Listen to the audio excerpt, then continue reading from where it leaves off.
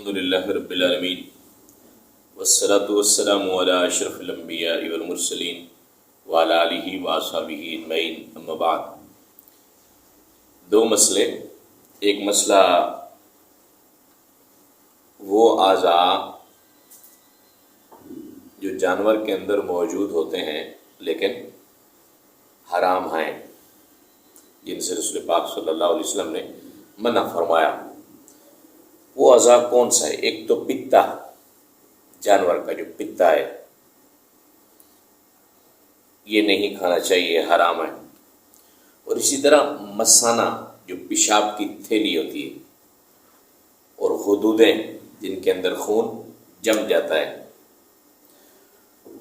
اور نر اور مادہ جانور کی شرمگاہیں، یہ بھی ناجائز ہے۔ اور نر جانور کا عضو مخصوص، یہ بھی ناجائز ہے۔ اور کپورے، جن کو اکثر و بیشتر ہوٹلوں کے اوپر آپ دیکھتے ہیں ٹک بنا کے کھا رہے ہوتے ہیں۔ اور دم مسفوح، وہ خون جو ذبح کے وقت نکلتا ہے، یہ چیزیں مکروہ ہیں۔ بعض علماء نے اوجھڑی کا بھی کہا ہے، لیکن اگر اوجھڑی آپ کی طبیعت مانتی ہے اور آپ اس کو صاف ستھرا بھی کر دیتے ہیں تو بعض علماء کے نزدیک کھا بھی سکتے ہیں۔ اور ان اعضاء میں سے کوئی عضو بھی استعمال نہیں کیا جا سکتا، حدیث کے اندر صریحاً ممنوع ہیں۔ اگر کوئی بندہ ان کو حلال سمجھ کے کھاتا ہے تو انتہائی بڑا گناہ کرتا ہے۔ اکثر و بیشتر لوگوں میں آیا ہے، کیونکہ ہم لوگ ایسے ملک میں رہتے ہیں کہ جہاں ایک ٹانگے والا بھی ہمیں نسخے بتا رہا ہوتا ہے، تو ٹک کھائیں گے تو بڑی طاقت آئے گی۔ یاد رکھیں ہمیشہ، طاقت حلال چیزوں کے اندر موجود ہے، حرام چیزوں کے اندر موجود نہیں ہے۔ ایک مسئلہ ہو گیا۔ اور دوسرا مسئلہ یہ ہے کہ اگر کسی شخص کے پاس ایام قربانی میں پیسے نہیں ہیں، وہ صاحب نصاب نہیں تھا، لیکن کسی بندے نے اس کو زکوٰۃ کے پیسے دے دیے، اور اتنے دے دیے کہ وہ نصاب کو پہنچتے ہیں، اب اس کے اوپر قربانی ضروری ہوگی۔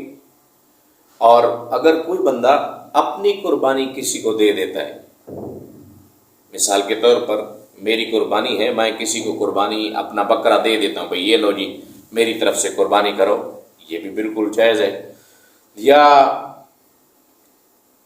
وہ صاحب نصاب تو ہے لیکن نقدی پیسے موجود نہیں ہے اس کے پاس، مثال کے طور پر اس کے پاس مال تجارت پڑا ہوا ہے، سونا چاندی پڑا ہوا ہے، پیسہ نہیں ہے، تو آپ اس کو ویسے پیسے دے دیتے ہیں۔ ابھی قربانی کی نہیں کر رہے ہوگے تو پیسے ہی نہیں ہے، کیا کرو، سامان تو پڑا ہوا ہے، آپ اس کو پیسے دے دیتے ہیں، بھئی یہ لو جی آپ ان پیسوں سے قربانی کر لو، یہ بھی جائز ہے۔ اللہ تعالی ہم سب کو جملہ مسائل سیکھنے کی توفیق عطا فرمائے۔ اور تیسرا مسئلہ بھی چلو اسی کے ساتھ ہی مکا دیں۔ ایام تشریق، 9 ذی الحجہ کی فجر کی نماز سے لے کر 13 کی عصر تک جس مسجد میں یا مسجد کے علاوہ جہاں کہیں بھی جماعت ہوتی ہے، جماعت کے بعد بآواز بلند اللہ اکبر لا الہ الا اللہ اللہ اکبر وللہ الحمد، مردوں کے اوپر ایک بار اونچی آواز سے پڑھنا واجب ہے، اور عورتیں آہستہ پڑھیں۔